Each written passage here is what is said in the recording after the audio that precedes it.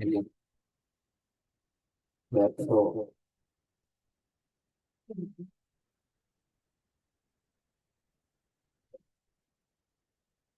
Bantu ya. Bantu.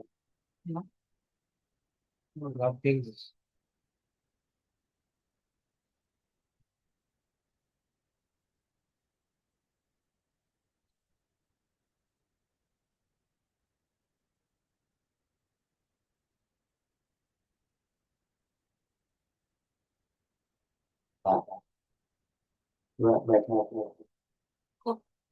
Ya.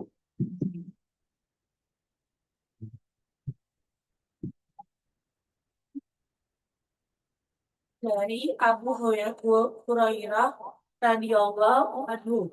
Ia berkata, telah bersabda Rasulullah, sesungguhnya Allah itu baik, tidak menerima sesuatu kecuali yang baik. Dan sesungguhnya Allah telah memerintahkan kepada orang-orang mukmin seperti apa yang telah diperintahkan kepada para rasul. Maka Allah telah berfirman, wahai para rasul, makanlah dari segala sesuatu yang baik dan kerjakanlah amal soleh. Dan dia berfirman, wahai orang-orang yang beriman, makanlah dari apa-apa yang baik yang telah kami berikan kepadamu.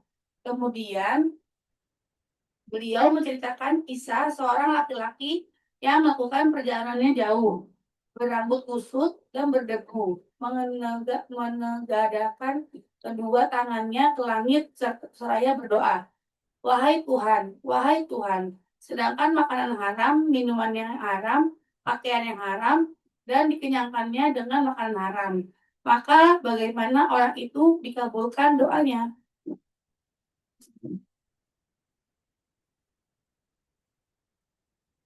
Ya. Dari Abu Hurairah radhiyallahu anhu, ia berkata, dan telah bersabda Rasulullah Shallallahu Alaihi Wasallam, sesungguhnya Allah itu baik. Kalau kata sesungguhnya Allah itu baik, berarti apapun yang disampaikan oleh Allah melalui Rasulnya itu baik. Tidak menerima sesuatu kecuali yang baik. Jadi kalau orang bermaksud untuk menjahati kita, menzalimi kita, kalau tidak sesuai keinginan Allah tidak akan bisa kabul. Misalnya kena teru, kena gayu, kena apa, dukun hebat, itu tidak akan mampan kepada orang-orang yang baik itu. Dan semuanya Allah telah memerintahkan kepada orang-orang mukmin seperti apa yang telah diperintahkan kepada para rasul. Ini jelas bahwa perintah itu untuk orang mukmin seperti yang diperintahkan oleh Allah kepada Rasulnya. Maka Allah telah berfirman, wahai para rasul, makanlah dari segala sesuatu yang baik dan kerjakanlah amal soleh. Hanya tunggal saja pekerja apa yang disampaikan oleh Allah. Kalau di luar yang tidak baik, itu tidak diperintahkan oleh Allah. Berarti itu adalah suatu kesesatan yang nyata. Jadi apa yang disampaikan Allah dan disampaikan oleh kepada Rasul dan Rasul menyampaikan kepada orang mukmin itu baik, amalan saleh. Jadi kalau ada orang melakukan hal-hal yang di luar itu bukan keinginan Allah. Dan dia berfirman, wahai orang-orang yang beriman. Yang dipanggil adalah orang-orang yang beriman. Makanlah dari apa-apa yang baik yang telah kami berikan kepadamu. Apa yang baik yang diberikan kepadamu? Ya, misalnya makanan yang sesuai dengan zatnya, caranya untuk memperoleh makanan itu. Misalnya zatnya, kalau zatnya tidak mengandung najis, yang tidak mengandung uh, zat seperti babi, anjing, dan sebagainya, nah, itu adalah zatnya. Dan kemudian cara untuk memperoleh makanan yang baik itu adalah ya sesuai dengan aturan yang ada. Tidak boleh korupsi, tidak boleh menipu, tidak boleh membohongi orang dan menzalimi orang untuk mendapatkan sesuatu itu. Nah, itu berarti makanan yang baik. Makalah dari apa yang baik yang telah kami berikan kepadamu. Kemudian beliau menceritakan kisah seorang laki-laki yang melakukan perjalanan yang jauh. Seorang laki-laki ini perjalanan yang jauh, berambut kusut dan berdebu.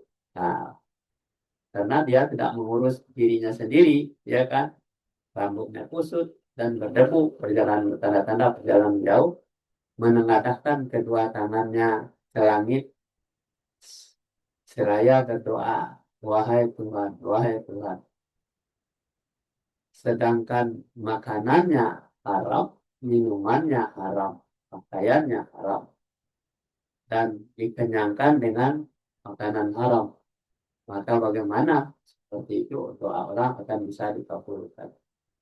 Jadi kalau kita akan berdoa kepada Allah, kita periksa dulu makanannya, ya kan, cara mendapatkan makanan itu ya akan diwariskan kepada anak cucu kita.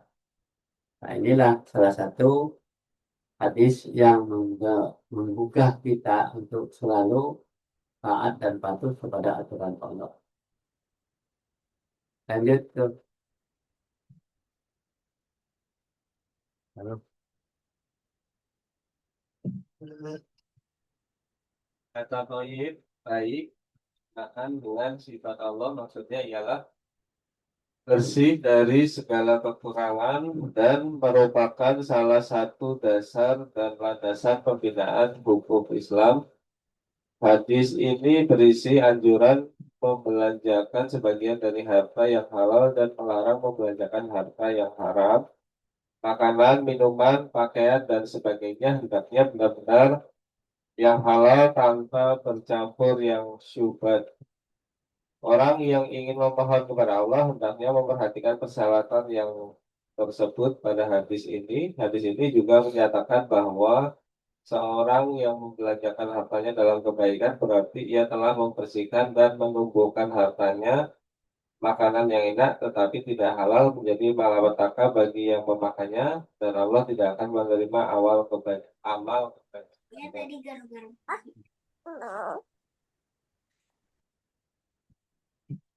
Ya, kata thayyib, nah, thayyib dalam bahasa Arab itu bahasa Indonesianya baik. Berkenaan dengan sifat Allah, maksudnya ialah bersih dari segala kekurangan. Namanya thayyib. Bahasa Indonesianya baik. Hadis ini merupakan salah satu dasar. Salah satu dasarnya adalah landasan pembinaan hukum Islam. Jadi kalau orang berislam, segala sesuatunya harus bersih dan baik. Hadis ini berisi anjuran membelanjakan sebagian dari harta yang halal dan melarang membelanjakan harta yang haram. Jadi kalau misalnya kita mendapat harta rampasan, harta apa, subhat misalnya, ya, belanjakan yang halal saja, yang dimakan yang halal saja, yang haram jangan. Nah, makanan, minuman, pakaian, dan sebagainya adalah benar-benar halal tanpa bercampur dengan yang subhat. Nah, jadi subhat itu adalah harta yang diragukan keasliannya, ke apanya, kejernihannya dari sesuatu yang haram, ya. Orang yang ini memohon kepada Allah, hendaklah ia memperhatikan persyaratan tersebut pada hadis ini. Jadi hadis ini juga menyatakan bahwa seseorang yang membelanjakan hartanya dalam kebaikan seperti ia telah membersihkan dan menumbuhkan hartanya. Jadi makanan yang enak tetapi tidak halal menjadi malapetaka bagi yang memakannya. Dan Allah tidak akan menerima amal kebajikan. Jadi kalau kita mau berdoa kepada Allah agar dikabulkan oleh Allah, persyaratannya makanannya diperiksa dulu. Pakaian kita yang kita pakai pakaian apa? Jadi harus bersih dari segala macam. Kenapa doa tidak dikabulkan? Mungkin barangkali pakaian yang atau makanan yang kita makan itu haram. Jadi sesuatu yang tidak baik, Allah tidak akan menerima, tidak akan mengabulkan doa. Lanjut. Tuh. Aku, aku, aku, aku. Ya, ya. Kalimat kemudian beliau menceritakan kisah seorang laki-laki yang melakukan perjalanan jauh berambut kusut dan berdebu. Maksudnya ialah menempuh perjalanan jauh untuk melaksanakan kebaikan seperti haji, jihad, dan perbuatan baik lainnya. Amal kebajikan tersebut tidak akan diterima oleh Allah bila yang bersangkutan makan, minum, dan berpakaian dari hasil yang haram. Lalu bagaimana lagi nasib orang-orang yang berbuat dosa di dunia dan berlaku zalim kepada orang lain atau mengabaikan ibadah dan amal kebajikan? Kalimat menengadahkan kedua tangannya maksudnya berdoa kepada Allah memohon sesuatu, namun dia tetap berbuat dosa dan melanggar aturan agama. Kalimat makanannya haram. Maka bagaimana orang seperti ini dikabulkan doanya? Maksudnya bagaimana orang yang perbuatannya semacam itu akan dikabulkan doanya? Karena dia bukanlah orang yang layak dikabulkan doanya. Akan tetapi walaupun demikian, boleh saja Allah mengabulkan sebagai Ya. Sebagai mana sebagainya? Kelihatan tuh sebagai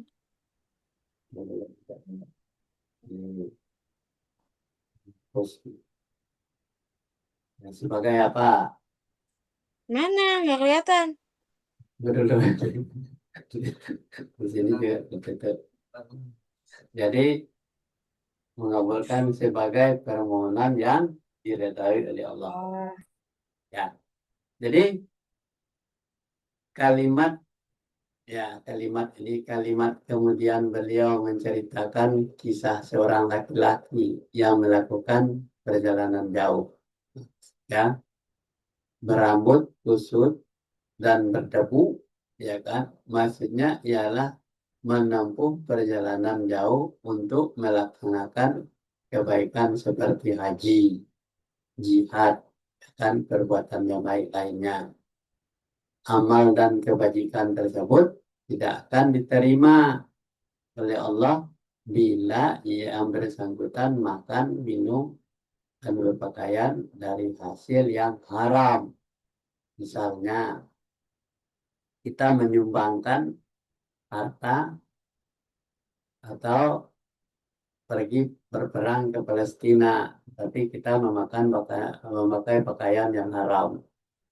Kemudian yang kita sumbangkan itu dari barang yang haram, yang kita dapatkan dari korupsi, ya, karena jabatan kita dari menipu, kita seolah-olah memperlihatkan bahwa kita ini adalah orang yang baik. Nah, kalau dia berdoa tidak bakal diterima oleh Allah. Kenapa? Yang disumbangkan itu, walaupun materinya cukup besar, tetapi belum tentu diterima oleh Allah.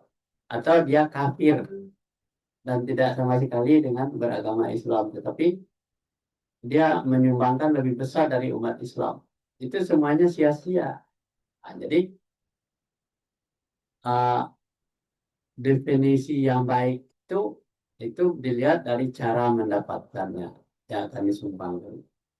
Kalau cara mendapatkannya dengan cara yang haram, kemudian melakukan ibadah haji, kan banyak tuh pejabat-pejabat yang pergi naik haji dan berjihad, ya, tetapi dengan hasil korupsi, berjamaah pergi berangkat naik haji, selfie di Mekah naik haji, hajinya tidak akan diterima oleh Allah. Kenapa naik haji dengan cara seperti apa dia mendapatkan berangkat naik haji itu? Mungkin dengan cara menipu, dengan cara membohongi orang. Ya, ini sama dengan itu. Jadi walaupun naik haji, berdoa di Mekah itu tidak akan dikabulkan doanya. Kenapa? Dia berangkat ke sana itu dari harta yang diperoleh dengan cara yang tidak baik. Ya kan? Nah, jadi berjihad seperti membantu eh, orang-orang yang susah, tapi dengan harta yang didapatkan dengan cara yang tidak benar, maka juga doanya tidak akan dikabulkan. Lalu bagaimana nasib orang-orang yang berbuat dosa di dunia atau berlaku zalim kepada orang-orang lain atau mengabaikan ibadah dan amal kebajikan? Bagaimana orang itu? Jadi kalimat menengadahkan kedua tangannya maksudnya adalah berdoa kepada Allah, memohon sesuatu, namun dia tetap berbuat dosa dan melanggar aturan agama. Nah, jadi doanya tidak akan didengar oleh Allah. Kenapa? Dia selalu berbuat doa dan melanggar aturan agama. Kalimat makanannya haram, maka bagaimana orang yang seperti ini akan dikabulkan doanya? Ya, maksudnya bagaimana orang yang perbuatannya semacam ini akan dikabulkan doanya? Karena dia bukanlah orang-orang yang layak dikabulkan doanya. Akan tetapi walaupun demikian, boleh saja Allah mengabulkan kalau dia bertaubat, memperbaiki diri dulu sebelum dia melakukan itu berdoa itu sendiri. Lanjut. Hatim, baca Hatim. Tim, sini Tim. Ada nanti baca. Tim baca Tim. Sini nih.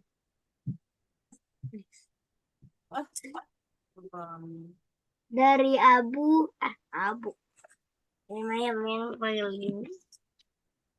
Dari Abu Muhammad Al Hasan bin Ali bin Abu Talib, cucu Rasulullah Shallallahu Alaihi Wasallam dan kesayangan beliau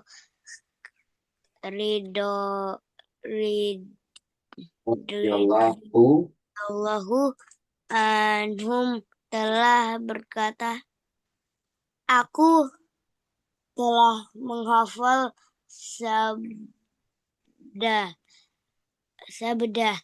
dari Rasulullah Shallallahu Alaihi Wasallam. Tinggalkanlah apa-apa yang meragukan kamu. Bergantilah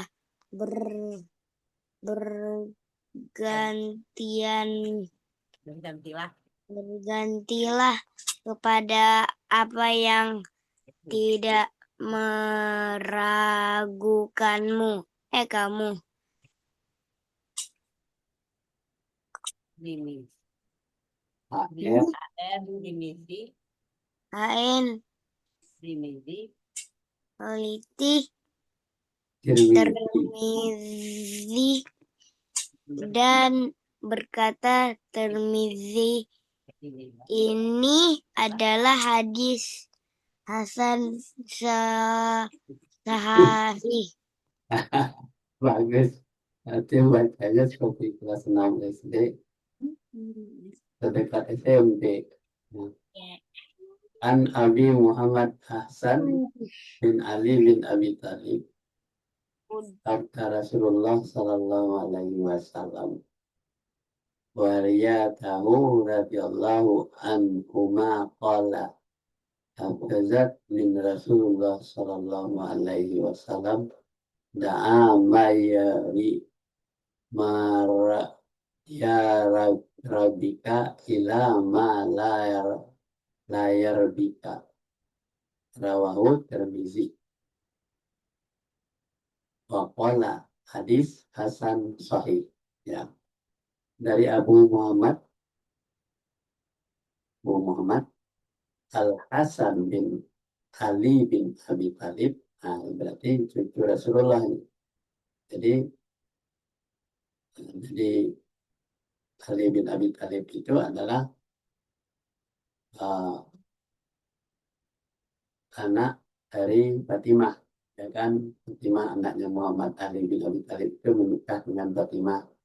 Ya, bukan cucu Rasulullah Shallallahu Alaihi Wasallam, dan kesayangan beliau radhiyallahu anhuma, cucu yang kesayangannya berkata, aku telah menghafal sabda dari Rasulullah Shallallahu Alaihi Wasallam, tinggalkanlah apa-apa yang meragukan kamu. Nah, jadi apa-apa yang meragukan itu yang subhat tadi, harta yang subhat yang tidak jelas materinya halal atau haram.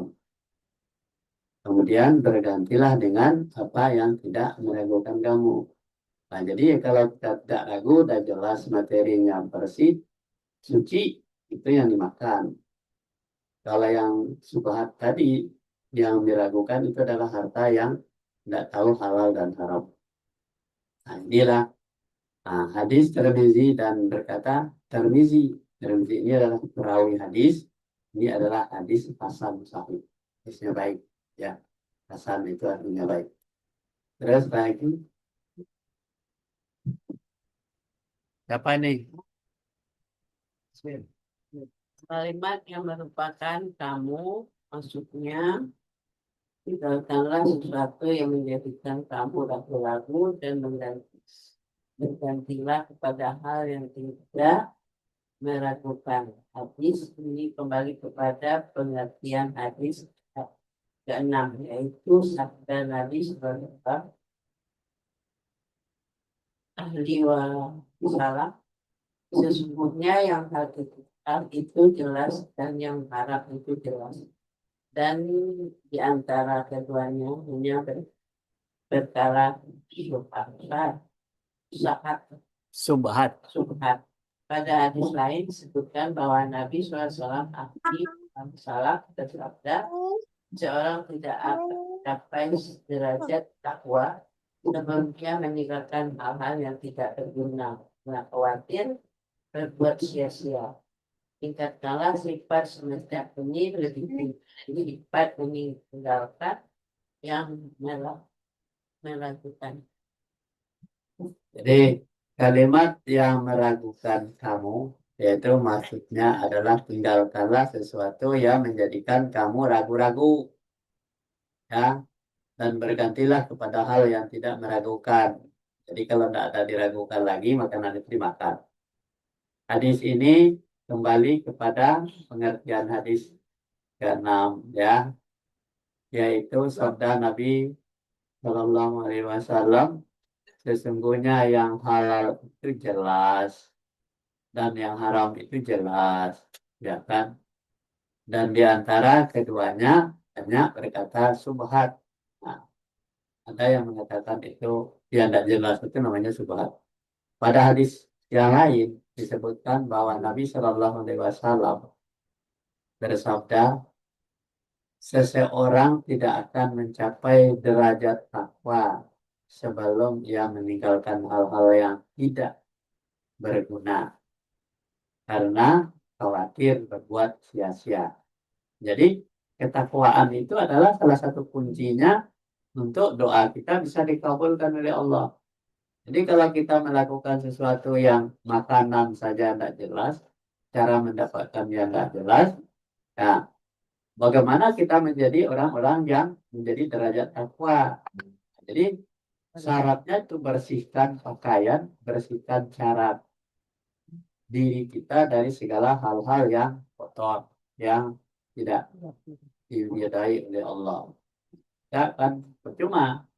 Salat kita dan puasa kita juga tidak ada akan gunanya, tidak akan ditolak oleh Allah, akan ditolak oleh Allah apabila kita memakan makanan yang haram, melakukan sesuatu yang tidak diridai oleh Allah. Jadi makanya kita mempelajari ajaran ini supaya kita bersih. Tujuan kita untuk menjadi orang yang bertakwa itu yang disediakan adalah surga seluas langit dan bumi kepada orang-orang yang bertakwa. Bagaimana kita bisa bertakwa kalau kita masih melakukan hal-hal yang dilarang oleh Allah dan meninggalkan yang diperintahkan oleh Allah? Tidak bakal bisa kita mendapatkan surga yang itu. Nah, jadi sia-sialah amalan kita, sia-sialah haji kita, sia-sia puasa kita, sia-sialah sedekah kita kalau kita tidak menjadi manusia muslim yang diridhai oleh Allah. Nah, tinggalkan sifat semacam ini lebih tinggi daripada sifat meninggalkan yang meragukan. Kita lanjut. Sudah. Ada ya?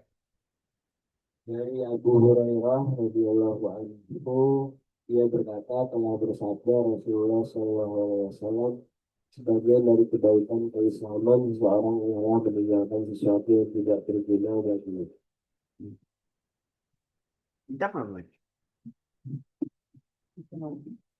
An Abi Hurairah radhiyallahu anhu qala Rasulullah sallallahu alaihi wasallam, man hasana islamil mar'i tarakata ma la ya'ni. Hadis Hasan rawahu Tirmizi wa ghairuhu. Dari Abu Hurairah radhiyallahu anhu, ia berkata, telah bersabda Rasulullah sallallahu alaihi wasallam, sebagian dari kebaikan keislaman seseorang ialah meninggalkan sesuatu yang tidak berguna baginya. Nah, kalau misalnya kita hanya bermain-main saja, menghabiskan waktu kita, main catur, main kartu, main layangan, mau apa saja, tetapi kita mengabaikan perintah Allah, nah itu kan tinggalkan itu yang tidak berguna. Kejarlah yang berguna, yang bermanfaat. Jadi orang-orang yang menyia-nyiakan waktunya ya untuk mengingat perintah Allah, maka dia termasuk sebagian dari kebaikan dari keislaman. Jadi Islam itu adalah lurus, ya, Islam yang tidak berbelok-belok dan tidak bermain-main. Jadi apa yang diperintahkan kita lakukan dengan sebaik-baiknya. Lanjut. Coba lagi, Hanan. Hanan. Anak tidur. Hanan. Hanan. Nanti ibu. Tidur. Mau baca enggak Pak, terakhir. Terakhir cepat. Oh, lama amat tidur bantal guling. Tinggal kamu sendiri. Hati muda. Hati nomor 1 tadi baca kau nangis. Anak kelas 3. Ya udah, ntar baca juga sembuh. Itu jadi Lalu. udah sembuh. Udah dicukur lagi rambut. Sini. Atim tadi baca panjang dari anak. Nah, dari sana aja. Anak bukan korot. Pinter.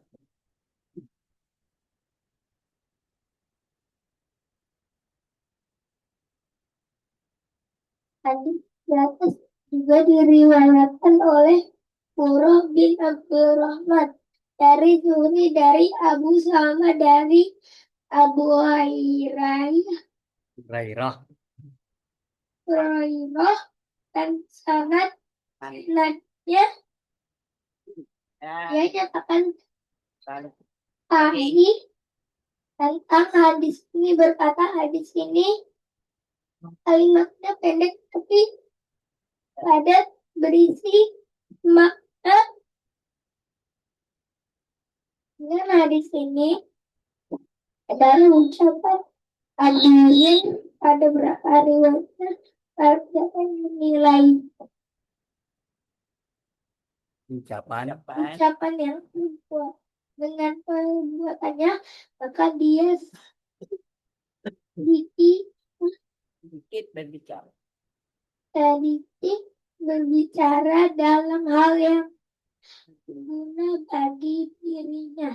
Imam Malik menyebutkan bahwa sampai kepadanya keterangan bahwa seorang berkata kepada Luqman, Ya, jangan menghilangkan. Orang di bawah makan apa itu? Ketinggalan, Pak. Hadis di atas diriwayatkan oleh Qurrah, ya, Qurrah bin Abdurrahman dari Zuhri, dari Abu Salamah, dari Abu Hurairah, dan sanad-sanadnya ia menyatakan sahih.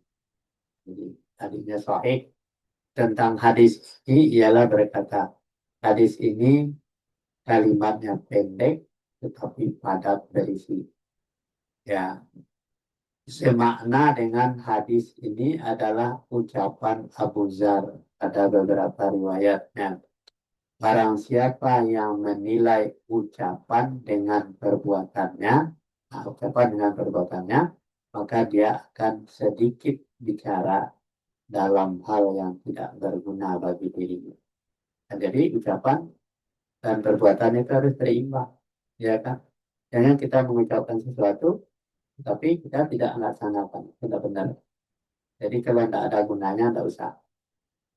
Jadi banyak bicara, tetapi tidak ada faktanya, tidak boleh. Jadi harus seimbang, kan? Nah, jadi Imam Malik menyebutkan bahwa sampai kepadanya keterangan bahwa seorang berkata pada Luqman. Nah, jadi Luqman itu adalah orang yang menjadikan engkau mencapai derajat yang kami saksikan sekarang.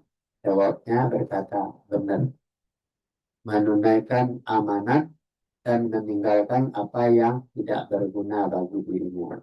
Amanat yang menunaikan diriwayatkan dari Imam Hasan, dan dia berkata, tanda bahwa Allah menjauh dari seseorang yaitu apabila orang itu sibuk dengan hal-hal yang tidak berguna. Jadi Allah jauh dari kita.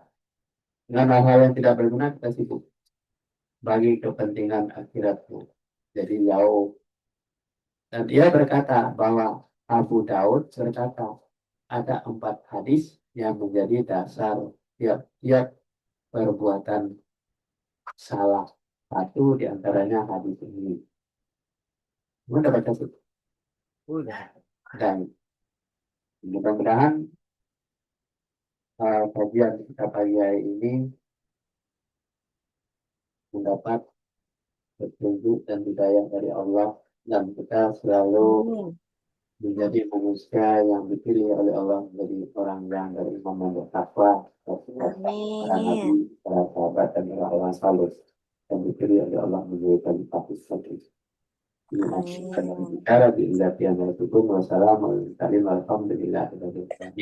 Assalamualaikum warahmatullahi wabarakatuh. Waalaikumsalam warahmatullahi wabarakatuh.